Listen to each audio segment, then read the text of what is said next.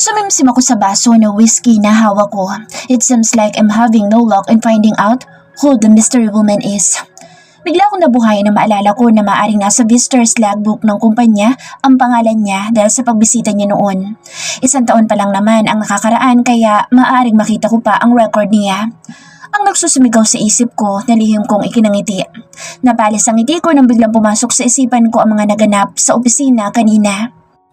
She's nerdy, but she has the most beautiful smile I've ever laid my eyes on. I uttered. Ilang beses ko na nga bang pinuri si Miss Almonte ngayong araw. I don't want to entertain the thought that I'm attracted to her dahil hindi ako magkakagusto sa katulad niya. Bakit ba ngumingiti pa rin siya kahit sinisigawan ko na siya? Tom, I hate her smile. Ani ko sa isip ko. Sa mahigit 2 buwan niyang pagiging assistant ko, she became tougher. Hindi na siya ang nerdy na madalas kong mapaiyak tuwing nasisigawan ko. Her changes made me crazy. Ang pagngiti niya ng madalas ang ikinaiinis ko ng husto. Miss Almonte. Yes sir, may kailangan po ba kayo? Tanong niya at matamis na ngumiti. I don't know what got into me na sundan siya sa labas ng opisina pagkatapos niyang kumain. Kaya eto ako ngayon sa harapan niya. Look like a fool. Hindi ko alam kung ano sasabihin ko. Nakamaang siya sa akin habang naghihintay ng sasabihin ko. Natapos mo na ba yung mga files na pinapaayos ko sa'yo? Sir, katatapos ko lang pong kumain. Nagsisimula pa lang po akong gawin ng mga files. Sagot niya. Tom, I'm an asshole. Bakit yun ang naisipan ko itanong? Ani ko sa isip. Hurry up! Sigaw ko at agad na akong tumalikod sa kanya. Ay naku, galit na naman si Johan the Devil. Kung babaeng buntis siya na laging galit sa akin, tsak na pinaglilinan ako. Kawawa lang ang anak niya kung magiging kamukha ko. Narinig kunturan niya. Hindi niya alam na hindi ko pa sinasara ang pintuan. Nagsasalita siya habang nakayuko sa mga papel na nasa ibabaw ng mesa niya. Hindi ko napigilan ang mangiti sa tinuran niya. Kahit tinawag niya akong Johan the Devil. Ganoon na ba ako kasama para tawagin niya ako ng devil? Ang tanong ko sa isip na alam ko naman ang sagot. Araw-araw wala akong ginawa kundi ang pahirapan siya. Sinilip ko si Miss Almonte bago ko isara ang pintuan na dapat hindi ko na ginawa. Nakita ko patuloy na bahagya pa nitong kinagat ang ibabang labi kaya hindi ko na napigilan ang sarili na hindi mapalunok. Dude, what happened to you? Kanina ka pa nakatitig sa baso mo. Do you really like the woman that much para matulala ka ng ganyan? Ang playboy billionaire na si Johan Lupert. Mukhang tinamaan ng puso. Mapanuksong umiti si Nico. Hindi ko alam kung ano nangyayari sa akin. Naisipan ko na magpunta ng bar pagkagaling ko sa opisina para magbakasakali na makikita ko ulit ang babae. Ilang araw nang hindi siya mawala-wala sa isipan ko. Ngunit hindi rin mawala ang mga ngiti ni Miss Almonte sa isip ko. What the hell is happening to me? Am I attracted to 2 women na magkaiba ng itsura? Isang nerd at ang isa'y malaanghel ang ganda. Karma ko na ba ito dahil sa paglalaro ko sa mga babae? Is that possible na ma-attract ako ng sabay sa 2 babae na magkaiba ng katangian at itsura? Maraming katanungan sa isip ko na nagpapagulo ng husto sa akin. Nakaramdam ako ng hilo. Napahawak ako sa sentido ko. Ayos ka lang ba, Johan? May problema ka ba? Nagpapakalasing ka ata ngayong gabi. Naubos mo na isang bottle ng whiskey. Wala akong problema, Nico. Nang tangkain kong tumayo nang hinang tuhod ko, napaupo akong muli. Sinandal ko ang katawan ko sa kinaupan ko. Pumikit ako para maibsan ang hilong nararamdaman ko. Bumibigat na rin ang talukap ko. Hello, Miss Almonte. Pasensya ka na sa abala. Ikaw lang ang alam kong pwedeng tawagan para sunduin si Johan dito sa bar. Johan is drunk. Narinig konturan ni Nico. Hindi ko na magawang maimulat ang mata ko hanggang sa tuluyan na akong nakatulog. Amira's POV. Assistant ang alam kong trabaho ko. Bakit ngayon nagiging driver? Alalay at tagasundo na ako ng boss kong babaero na yung mapanlait pa. At lasagyero pa. Lahat na atay nasa lalaking iyon. Kanina pa walang tigil ang bibig ko sa kakasalita mag-isa sa pagkainis na nararamdaman ko sa kanya. I was ready for bed when I got a phone call from Nicolas Sebastian, ang kaibigan ni boss. Ipinagtataka ko rin kung bakit ako ang tinatawagan ng kaibigan ni boss para sunduin siya. Hindi naman parte ng trabaho ko na maging tagabantay ng boss kung masama ang ugali. Ma'am, baka po nagkamali kayo ng pinuntahan. Bar po ito, hindi sambahan. Tumaas ang kilay ko sa tinura ng guard na nagbabantay sa labas ng bar. Ilang beses pang nagtaas baba ang paningin niya sa suot ko kasabay ng nakakalokong ngisi nito. Grabe ka naman kuya. Sa tingin mo palang nilalait mo na ako. Kanina pa ako nagpapaliwanag sa kanya na susunduin ko ang boss ko. Ngunit hindi siya naniniwala. Bagkus, nilalait at tinatawanan niya lang ako. Miss, hindi kita nilalait. May salamin naman siguro sa inyo, no? Para kang matandang dalaga na wala ng pag-asa na magka-boyfriend pa. Itiniro ko ang mata ko para kung naririnig ang panlalait ng boss ko sa mga sinasabi niya. Alam mo, manang-mana ka sa boss ko. Pareho kayong mapanlait. Tumawa lang ito at tiningnan ako mula ulo hanggang paa ng ilang beses. Hindi ko naniniwala sa mga sinasabi mo, miss. Umalis ka na at nakaharang ka sa daan. Manong! Kuya! Sir! Maniwala kayo dito talaga ang punta ko para sunduin ang boss ko lasinggero. Giit ko. Noong nakaraan lang na nagpunta ako dito nang hindi nerd ang itsura ko'y nagpapakyut pa ang guard na ito sa akin. Ngayon pinagtutulakan ako at nilalait. Mga tao nga naman. Miss Almonte, where's your car? Agad ako napatingin kay Sir Sebastian na akay-akay si Sir Rupert. Nakailang beses na siyang nakapunta sa opisina kaya kilala ko na si Sir Sebastian. Ang pinagtataka ko lang, bakit ako ang tinatawagan niya para sunduin si Johan the Devil. Sir, kilala niyo po siya? Yes, Greg. I know her. Why? Namutla ang guard na hindi naniniwala sa akin. Nang tumingin siya sa akin, pinaikot ko ang mata ko. Kala mo kasi nagsisinungaling ako dahil ganito ang itsura ko. Che! Bulong ko sa sarili ko. Let's go to your car, Miss Almonte. Ang bigat ng boss mo. Agad akong tumalima. Nang makarating kami sa sasakyan ko, agad kong pinagbuksan ang pintuan si Sir Sebastian para maipasok niya si Sir Rupert. Mahinang umungol si Johan the Devil nang tumama ang ulo niya sa may pintuan ng maglumikot ito. Buti nga sa'yo. Ani ko sa isip at lihim ako napangiti. Inayos na Sir Sebastian ang pagkakaupo ni Sir Rupert at ikinabit ang seatbelt nito. Mga mag-11 na ng gabi, nasa labas pa rin ako dahil sa boss kong pasaway. Pinapahirapan niya na nga ako sa opisina hanggang sa dapat napahinga ko na ginagambala niya pa rin ako. Napasimangot ako. Thank you, Miss Almonte. I know this is too much for you. Ikaw lang kasi ang pwede kong tawagan para sunduin si Johan. Walang pamilya dito si Johan sa Pilipinas. At ang ibang mga kaibigan namin lasing na rin. I can't leave the bar dahil may big event that needs my presence. Ngayon ko lang nalaman na walang pamilya sa Pilipinas si Sir Rupert. Siguro malungkot ang buhay niya na mag-isa sa Pilipinas. Bigla akong nakaramdam ng awa sa kanya. Kahit mahirap ako, masaya naman ang buhay ko kasama si Lander at Tita Amelia. Kahit na kinakailangan kong pagtaguan ng ama ko at si Ate Lara. Ayos lang po, Sir Sebastian. Ako na pong bahala kay Sir Rupert. Turan ko at tipid akong umiti kay Sir Sebastian. Ang lalaking kinaiinisan ng best friend kong si Aliana. Katulad ni Sir Rupert, nagsusumigaw din ang karangyaan at kagapuhan ni Sir Sebastian. May dumi ba ako sa mukha, Miss Almonte? Turan ni Sir Sebastian at may mapaglarong ngiti sa labi. Napatitig pala ako sa kanya. Bigla ako nakaramdam ng hiya. Baka isipin niyang humahanga ako sa kanya. Tumikim ako at nagmadaling umikot patungo sa driver's side ng sasakyan. In-start ko na ang sasakyan.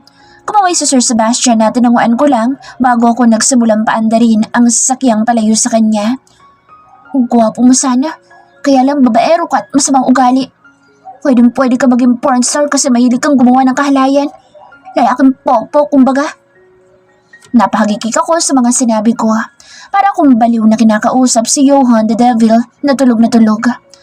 Inabot din ng kalahating oras ang pagmaneho ko patungo sa kondo niya.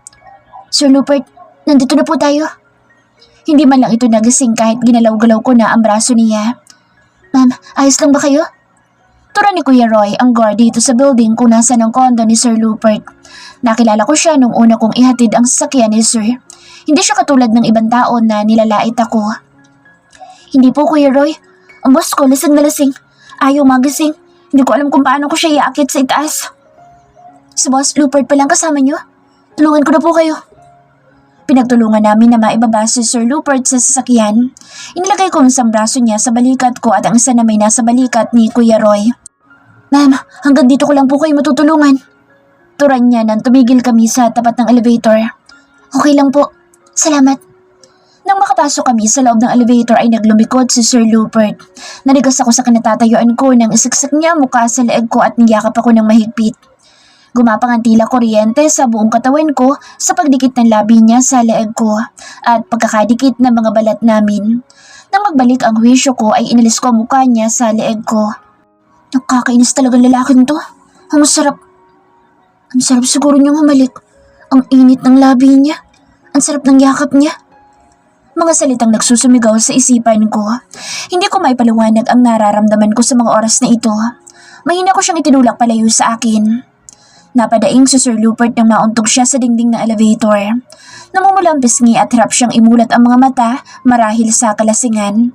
Muli ko siyang inalalayan ng muntik na itong matumba. Lasing na lasing talaga ito. Nang tumunog ang elevator ay akay-akay ko siyang palabas kahit hirap na hirap ako sa kabigatan niya. Ang bango pa rin, sir, kahit naghahalo ang amoy ng alak sa pabango mo. Turan ko. Hindi ko mawari ang pag-iinit na nararamdaman ko sa pagkakadikit ng balat namin. Naiinis ako ngunit nagugustuhan ko ang init na nagmumula sa kanya. Sir, ano pong code ng pintuan niyo? Tanong ko kahit alam kong hindi niya ako sasagutin. Nagulat ako na wagbulat siya ng mata at nagpipindot sa bukasan ng pintuan. Lasing ba talaga siya? Mahina akong turan. Humawak siya sa bawang ko habang akay ko siyang papasok ng kondo niya. Ang pagdaiti ng kamay niya sa bawang ko'y nagdulot ng kiliti. Pabagsak ko siyang binitawan sa sopa. Johan the devil! Sa susunod na minom kayo magsama ka ng babae mo. Hindi mo ako bodyguard. Ang sakit mo sa bangs. Sermon ko sa kanya kahit hindi niya naman ako maririnig. Ang bigat-bigat mo kaya. Anakit ng katawan ko dahil sa'yo. Nakakainis ang gwapo mong pagmumukha. Tuloy-tuloy kong salita habang inaayos ko ang pagkakahiga niya. Inangat ko ang ulo niya at inilagay ko ang unan. Hindi ko alam bakit inaalagaan ko pa rin siya kahit na inis na ako sa kanya. Nang matapos ko may ayos ang pagkakahiga niya, itununghayan ko siya. Napatitig ako sa maamo niyang mukha. Again, muling kumabog ng malakas ang puso ko sa pagkakatitig sa kanya. Ako mismo'y nagtataka sa sariling nararamdaman ng mga sandaling iyon. Nagtataka ako sa tuwing malapit ito sa akin ay lumalakas ang tibok ng puso ko na hindi ko naman naramdaman kay Alex noon. Hindi kaya nagkakagusto na ako sa kanya? No, that's not gonna happen. Ang katulad ni Johan the Devil ang pinakaayaw kong lalaki. Bulong ko sa sarili ko. Inaling-iling ko ang ulo ko para mawala ang kaisipang nagkakagusto ko sa kanya. Tatalikod na ako nang hilahin niyang kamay ko. Sa lakas ng pagkakahila niya, bumagsak ako sa ibabaw niya. Nanlaki ang mata ko nang dumikit ang labi niya sa labi ko. Nalagas ang katawan ko. Gumalaw ang labi niya. Marahan niyang kinagat ang ibabang labi ko na naging sanhi para maibok ako ang bibig ko. Naging mapusok ang pag-angkin niya sa labi ko. Tumugon ako sa mga halik niya. Nalasahan ko ang alak at mint sa bibig niya. Nalalasing ako sa maalab niyang halik. Gumapang ang init sa katawan ko. A soft mood escaped from my mouth. Nampisilin niya ang bewang ko. Babe, I want you.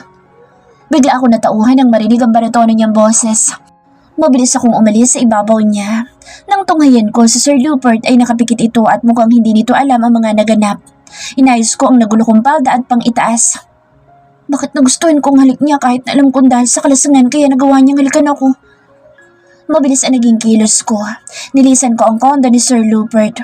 Kung ano man ang mga naganap ngayong gabi itatago ko na lang sa kasulok-sulukan ng puso ko.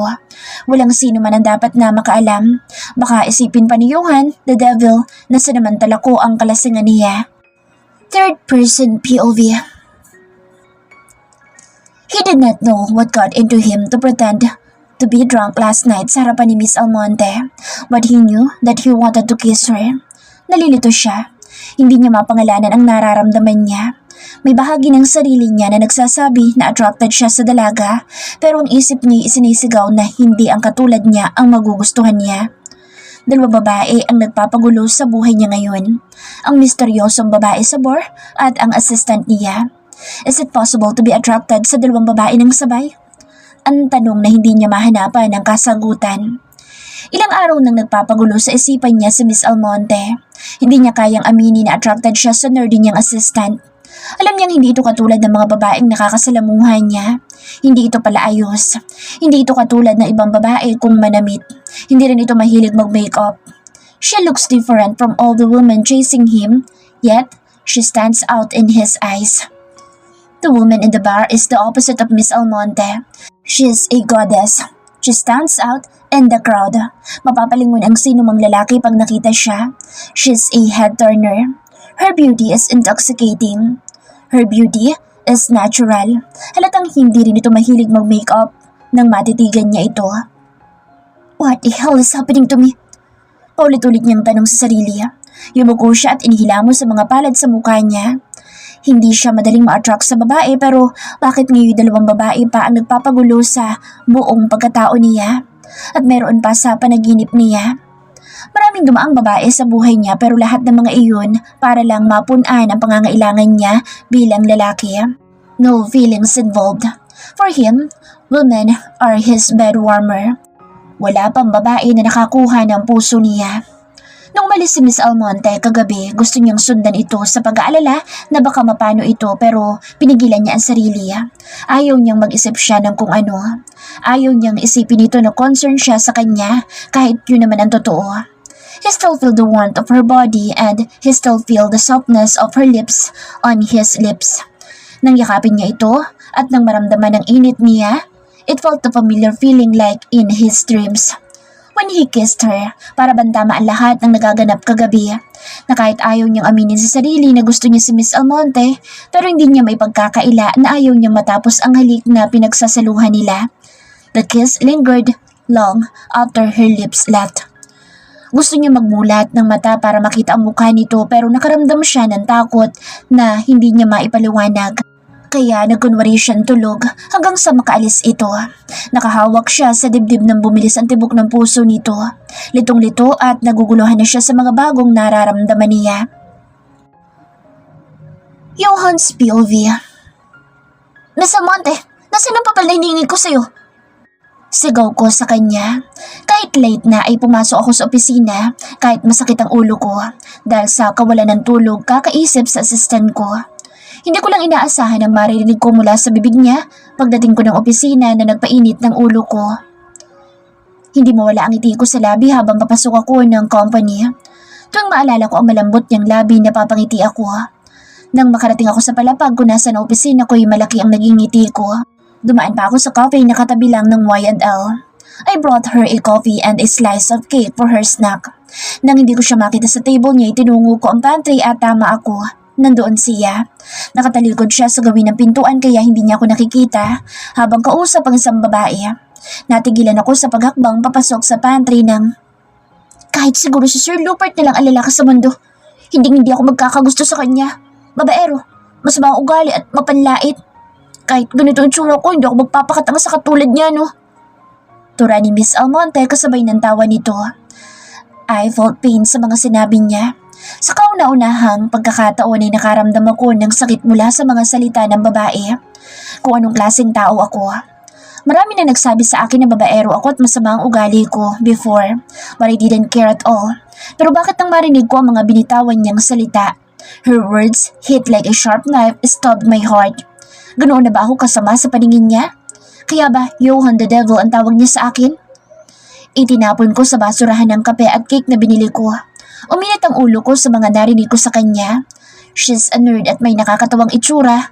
Paano niya nasasabing hindi niya magugustuhan ng katulad ko? Ang nagsusumigaw sa isip ko. Isang katulad niya lang ang aayaw sa katulad ko. Ang bahagi ng pagkatao ko na nagngingit-ngit sa galit sa mga narinig ko. Miss Almonte, kaya hindi mo natatapos ang trabaho mo, puro kayo chismisan. Do your job! Sigaw ko para ipaalam na nandito ako.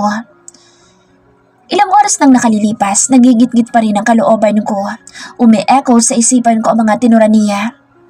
Sir, hindi niyo po ba nakita? Nasa harapan niyo na po ang mga papel na hinihingi niyo. Malumanay nitong turan. Napatitig ako sa labi niya nang sumimangot ito. Napalunok ako nang pumasok sa imahinasyon ko ang paghalik ko sa kanya kagabi. Sir Rupert. Pagtawag niya sa pangalan ko na nagpabalik ng huwisyo ko. I cleared my throat. Ibinaling ko sa mga papel na nasa harapan ko ang paningin ko. Damn it! Mura ko sa sarili ko sa pagkapahiya ko. Sir, may kailangan po ba kayo? Tanong ni Miss Almonte. Nagangat ako ng paningin sa kanya. Bagyan niyang kagat-kagat ang pang-ibabang labi niya na ikinalunok kong muli. What the hell? She's driving me nuts. Sigaw ng isip ko. Gusto kong parusahan ang labi niya sa mga masasakit na salitang binitawan niya patungkol sa akin. Mabilis ang naging kilos ko.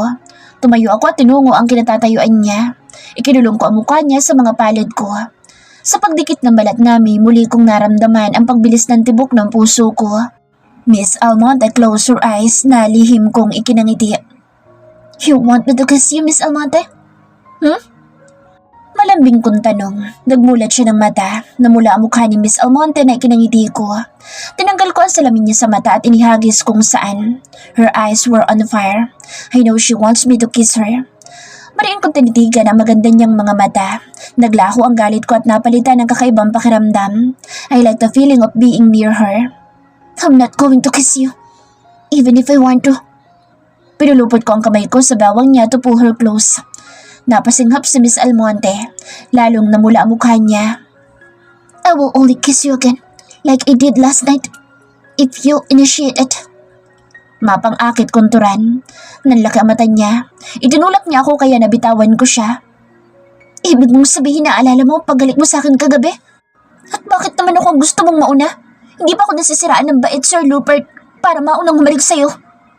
Matapang niyang turan at tinaasan ako ng makapal niyang kilay. I bit my lower lip to tease her.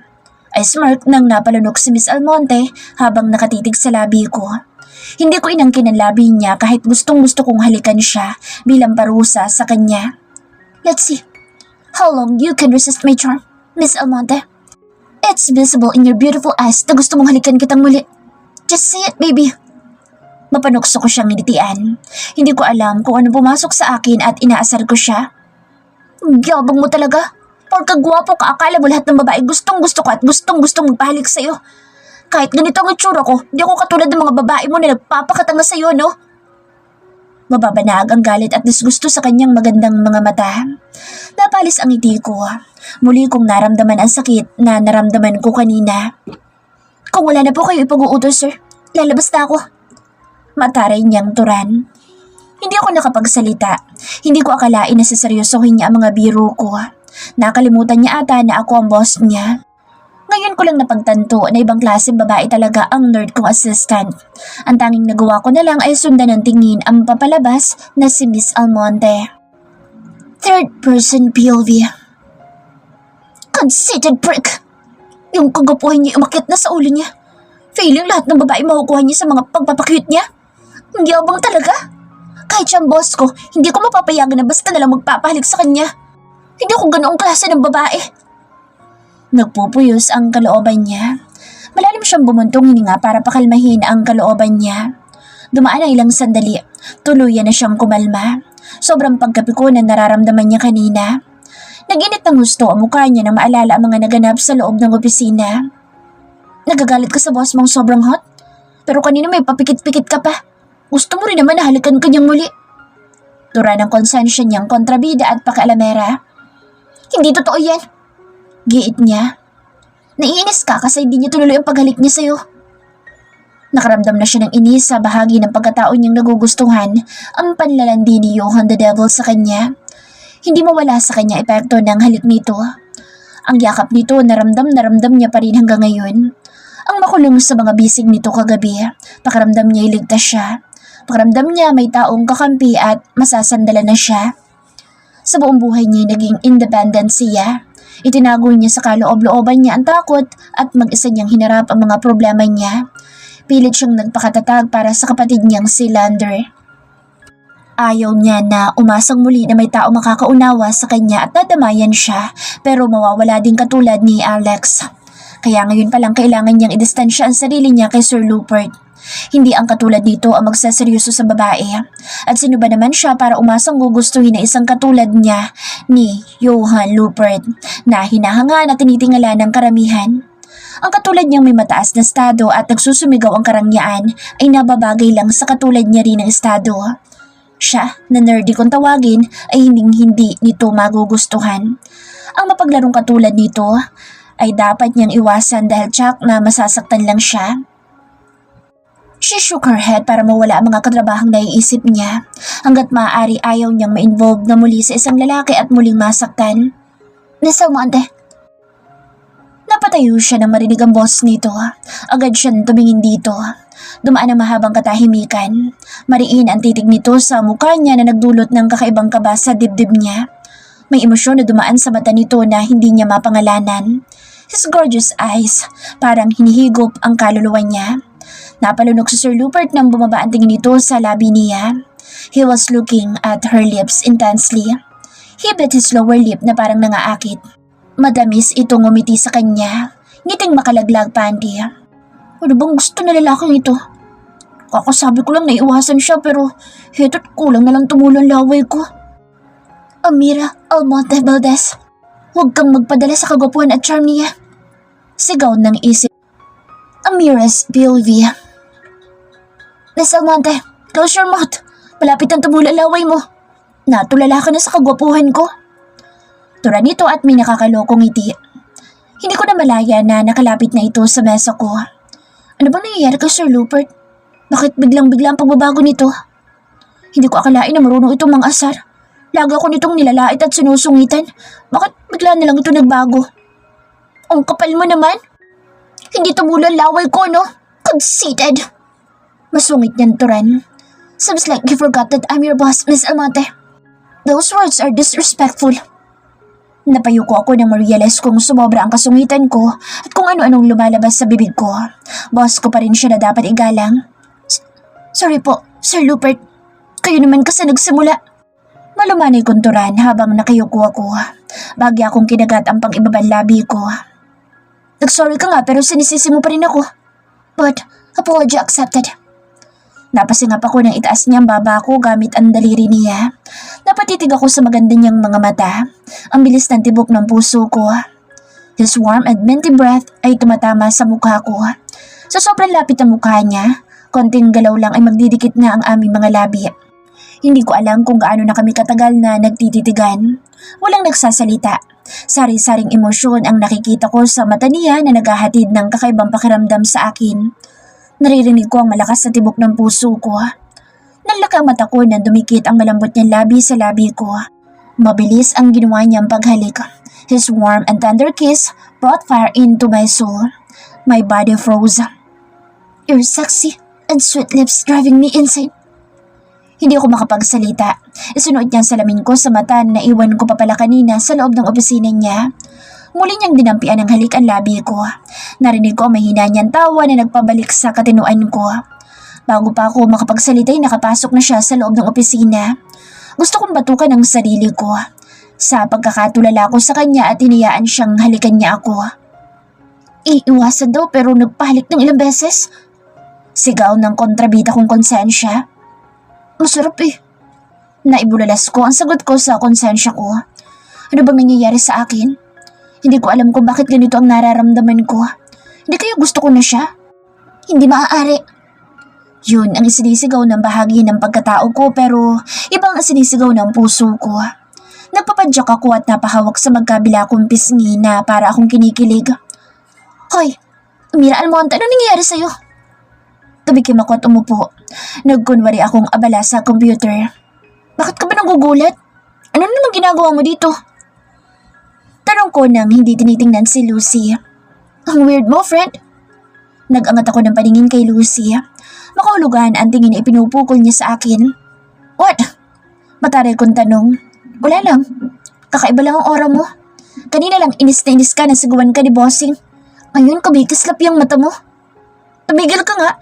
Pwede namang masaya lang ako dahil sa sahod natin ngayon. Ano naman bang ginagawa mo dito? Baka makita tayo ni boss. Sabihin na naman puro tayo chismisan.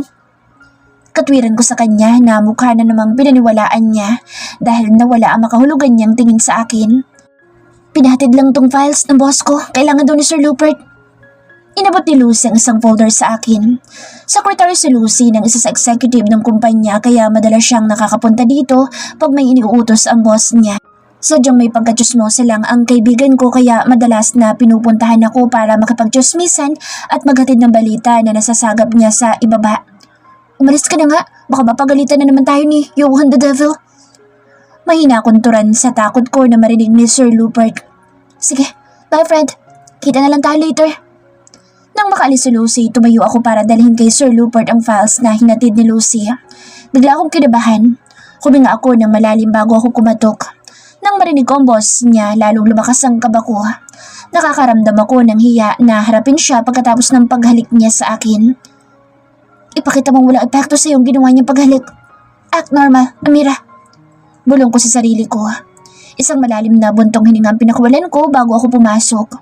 Nang mabuksan ko ang pintuan ay nagtama agad ang mga mata namin. Inabangan niya bang pagpasok ko?